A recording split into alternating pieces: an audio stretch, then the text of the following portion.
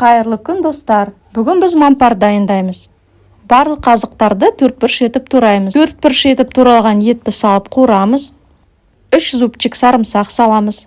1 пияз, көк пияз сабағын қосамыз. Барлығын қатты отта қуырамыз. 1 үлкен помидор, 2 штук картоп,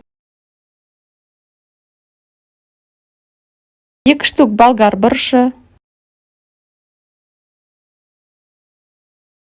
1 ас қасық томат, дәміне қарай тұз бен бұрыш,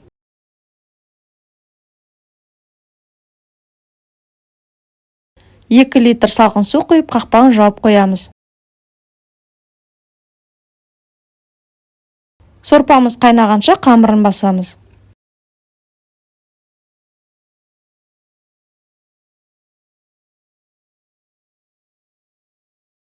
Қамырымызды басып 20 минутқа бетін жауып қоямыз.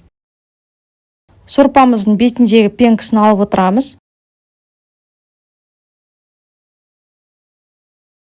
Қамырды жаямыз.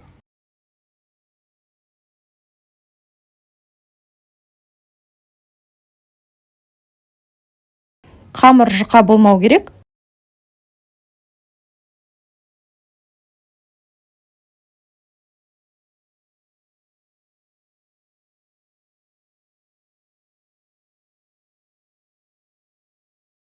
Жайылған қамырды кішкене кептіріп, төртбұрыш етіп кесіп сорпамызға салып 10 минут қақпағын жаппай қайнатамыз.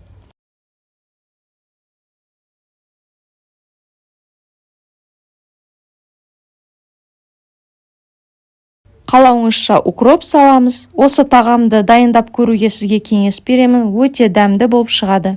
Астарыңыз дәмді болсын.